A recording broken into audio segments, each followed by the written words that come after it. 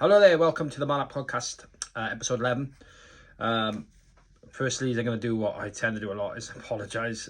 It's been a while, it's been over 2 months since I've been on. The last episode I did was with my son, very well received, talking about bullying and divorce and everything. It's just been a weird couple of months, so I haven't really managed to really get on and do a lot, so apologies for that. We're just about to relaunch, come back to from this episode onwards. We're going to start doing them weekly again, sorting guests and stuff out as well, so it's all good.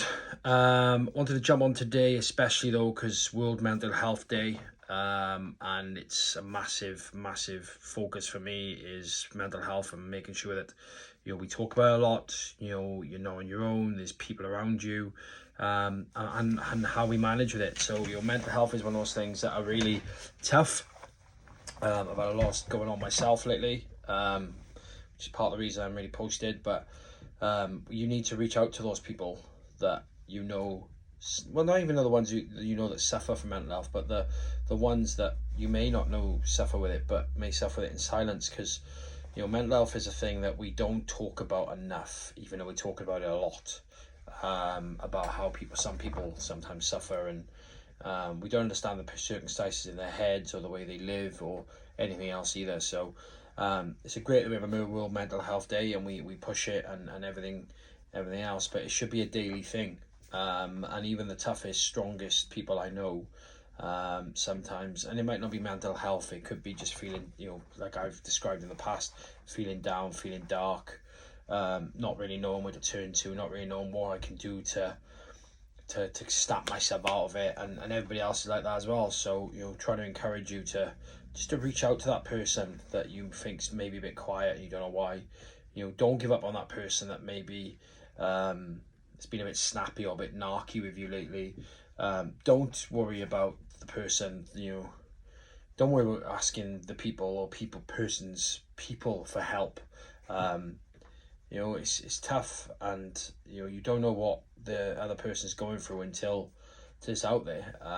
Use podcasts like I do, and YouTube videos to help you understand what it is that people go through. But the big thing for me, the biggest, is that being openly talking about it, because I think women are a bit better at this than men are, and I'm not saying they're great, but they are a bit better. But men are not great at it, especially if you've come from a bit of a tough background where you've had to be a tough guy and all that sort of stuff. But really thinking about what other people feel when you say stuff or how you do stuff, and take a break. It's okay to take a break. It's okay to put your hand up and go, I just need a break. I just need someone to give me 5 minutes. I need a day here, or I need a couple of hours here, or I just need some help. That's okay to ask those things, and just put your hand up and go, please, just give me a minute. Let me figure my shit out. Let me figure my head out. Let me get all these words out of my head and just put them on paper, or just get them out and speak to somebody, even if it's not a friend or family. Speak to someone. There's the Samaritans, there's counselling, there's loads of stuff there. But it's okay. It's okay to feel like that. And ask someone outright, are you okay? Is there anything I can do for you? Just take, but don't take more on than you can deal with either. Does that make sense? So as much as I'm all for us supporting each other, you also got to look after your own well-being and mental health, because I think it's key to actually be really focused on keeping you stuff, and it's stuff you can do. I've talked about it before. Journal. I have this little blue book, and whenever I'm feeling a bit shockingly shitty, I'll write in here, this book. And there's days where I write in it loads, and there's days I haven't really wrote in it much, but I'll write in this. It's my journal book, and that stays with me most days, and I just get it out and I'll write in it, and I write out my feeling, and sometimes I'll ramble on. The other thing I do is this: I talk into a camera. I don't know if anybody's listening to this podcast.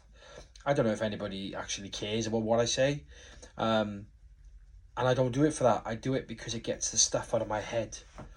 And I'm not ashamed to say that I struggle sometimes. I've struggled, do struggle, will struggle, and I'm not great at asking for help. But, you know, I want to be able to be there for people that need to ask for help. Went on a binge. Been on a binge with drinking. I've done that. We're binging. Just think, just get smashed every day. You know, doesn't affect work or anything like that, but I'll just then finish work and I've done that. To block out what I don't want to be thinking. I've done that. Still, you know. And I bet there's loads of people out there done it as well. And that's the tough thing, is we don't know what is going on in people's heads. And you don't know what's going on in people's lives. And you don't know how to help them, because sometimes they're scared to say, I need help.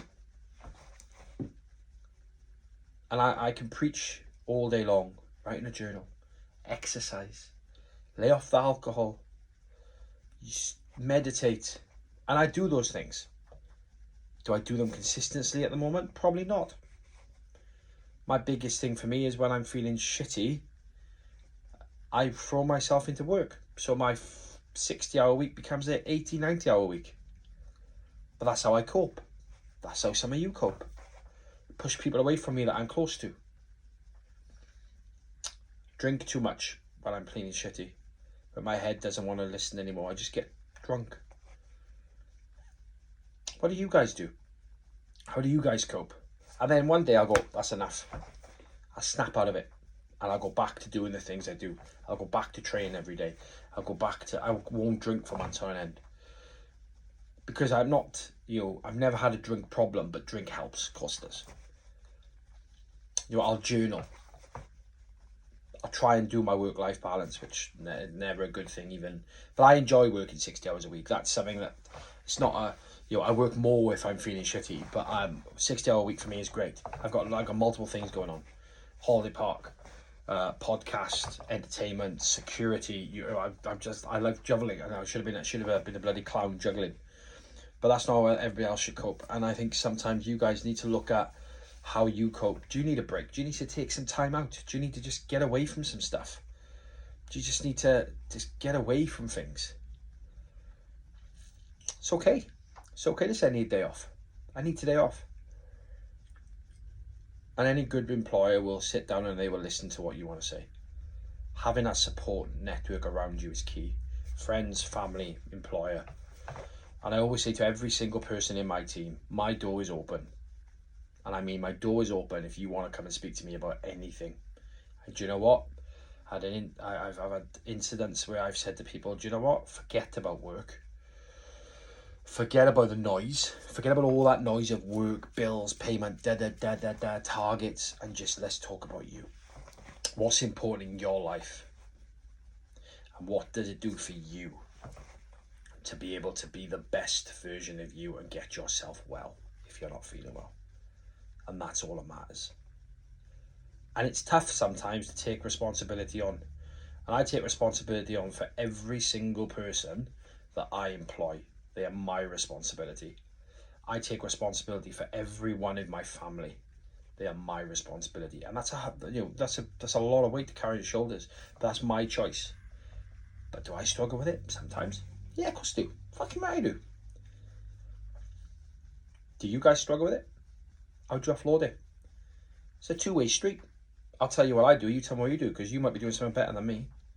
Do I speak to people? Yeah. I had a life coach for a long time. Got me really sorted my head out. But on a day like today, World Mental Health Day, it's just become a cool thing. Let's hashtag it. World Mental Health. Oh, we're a mental health charity. Let's do this. Nah. Shouldn't be a cool day one day in the year. Every day should be World Mental Health Day. And every day should be reaching out to a friend or family member day. Just a text. How are you? I'm shit at it sometimes.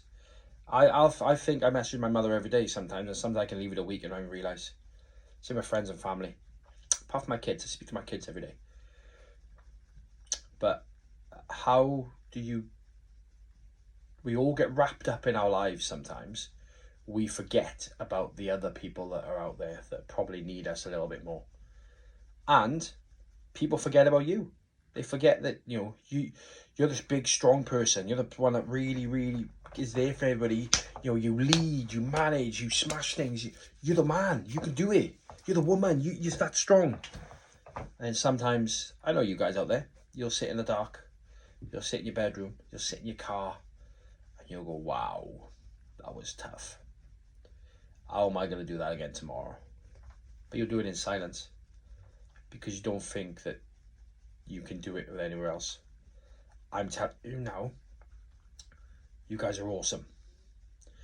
And just reach out. Reach out to me. Reach out to your friends and family. Reach out to your employers. And sometimes just say, I am tired. And I need a break. That's it for me today. Bit deep, I think, and I'm really sorry for that. But a short, sweet episode today. We'll come back with some content on leadership, sport. By the way, Wales are in the quarterfinals of the Rugby World Cup. Woo! Argentina next, which do really well there. But look after yourselves. Look after your well-being. And reach out today, look after your friends and family. Have a great week. Catch you all on the other side.